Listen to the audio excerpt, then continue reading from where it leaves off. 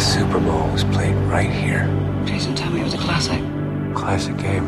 80,000. 외계인의 침공으로 엉망이 돼버린 지구에 한 남자가 남겨집니다. 네, 주인공은 잭 하퍼라는 남자죠. 지구를 정찰하는 마지막 정찰병이라고 말할 수 있을 것 같고요. 임무를 수행하던 중에 어느 날 정체불명의 우주선이 추락하고 있는 것을 목격하고 그곳을 향하면서 이상한 풍경을 보게 됩니다. 놀랍게도 그녀는 늘 잭의 꿈속에 나타나던 의문의 여자였던 겁니다. How do you know my name? 기억나지 않은 과거 속에 어떤 음모가 있었음을 알게 된 잭은 지하 조직의 리더 말콤 비치를 통해 자신을 둘러싼 모든 것에 의심을 품기 시작합니다. 자, 지구의 운명을 건 마지막 전쟁, 그리고 과연 진실은 무엇인지. 톰 크루즈의 영화 오블리비언입니다. 자, 2013년 블록버스터 시즌 첫 번째 SF 액션 블록버스터인데요. 네. 일단 SF 영화라고 한다면 다양한 볼거리를 먼저 떠올릴 수 있는데 네. 볼거리 어떻습니까?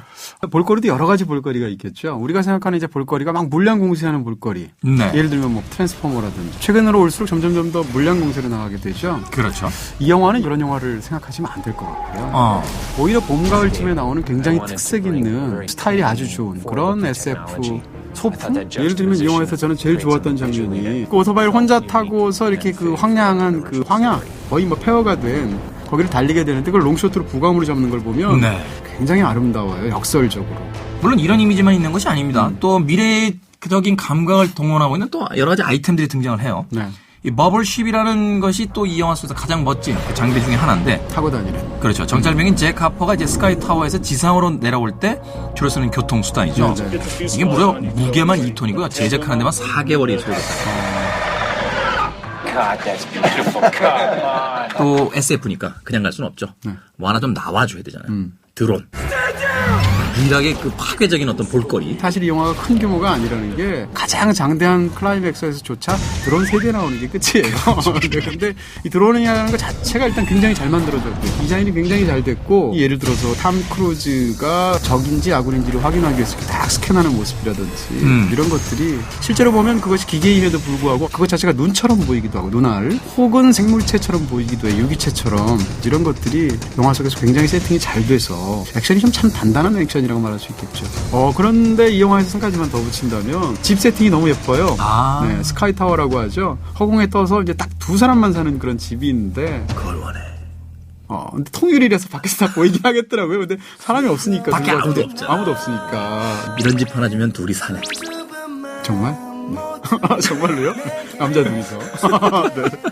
근데 이제 이 영화의 굉장한 장점이 스타일에 조금 더 말을 한다면 이런 디스토피아를 다루는 SF 영화들 대작들은 영화 속의 상당 부분이 밤 장면이거나 어둡거나 해요. 그렇죠. 그래서 사실 디테일을 자세히 보여줘야 되는데 이거 어두운 장면이거든? 라는 핑계를 대고 네. 대충 설명한다든지 이렇게 시각적인 디테일이 약한 것을 감추려고 하는데 이 영화를 보게 되면 이렇게 밝은 SF를 저는 보는 것도 굉장히 드물다.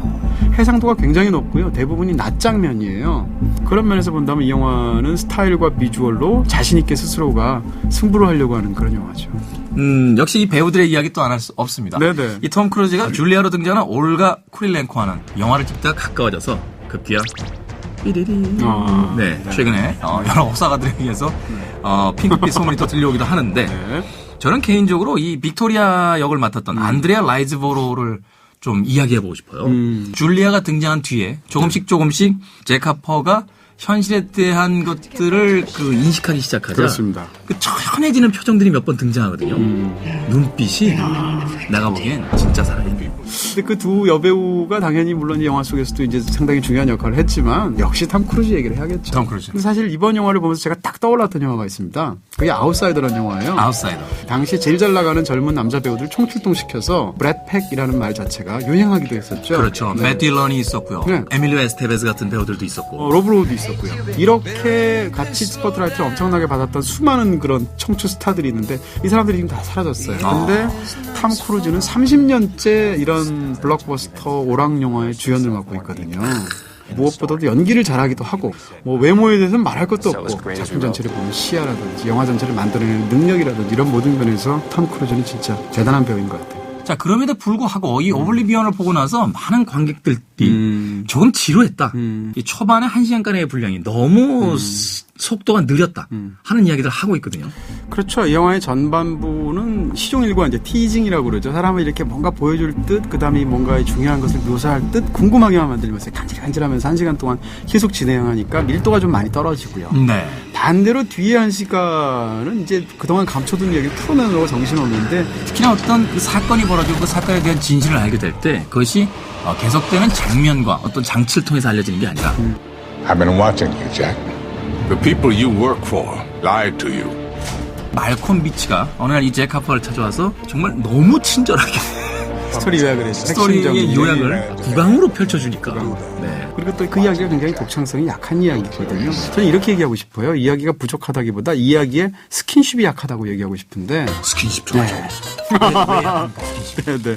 이야기라는 것도 사실 어떤 이야기를 딱 보면 굉장히 좀 남루한 이야기인데도 이것이 몸에 짝짝 달라붙는 것 같은 그런 이야기가 있어요. 반면에 어떤 이야기는 굉장히 막 지고 운명을 걸고도 하는 얘기인데도 불구하고 불구경하는 것 같은 느낌이 드는. 근데 이 영화는 약간 후자 쪽에 가깝다. 그리고 이 영화는 사실 보다 보면 기시감이 굉장히 많아요. 이 장르, SF 장르의 성공적인 영화들은 다 떠올라요. 일단 가장 먼저 떠오르는 건 매트릭스. 그 저항군의 양태라든지 복제와 관련된 어떤 것들에 대해서 보여주는 시각적인 묘사라든지 이런 것들이 매트릭스랑 굉장히 닮아 있고요. 토탈 리커를 보면 현재 자기한테 이렇게 보여진 세계가 완전히 세계관이 정반대로 역전되어서 보게 되는 어떤 그런 반전들이 나오게 되는데 네. 이 영화도 그런 구조를 갖고 있고요. 정말 2001년 스페이스 오디세이랑 비슷한 장면도 있고 계곡 사이로 추격할 때는 스타워즈랑 비슷해요. 저 영화는 한마디로 어떻게 얘기하면 성공한 SF 영화들의 모티브들을 콜라주처럼 모아붙여서 만들어낸 이야기처럼 이런 것이 이 영화의 약점이라고 할 수가 있겠죠. It's time to learn the truth. What aren't you telling me?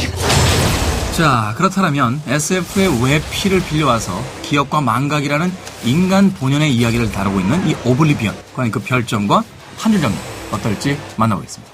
이 영화에 대한 제 별점은 3개의 반입니다. 3개 반. 잘 빠진 SF, 눈이 호사를 누린다. 독창적이진 않지만 볼만한 SF. 톰 크루즈가 3할은 쳐요. 3할이면 강타자죠. 강타자지.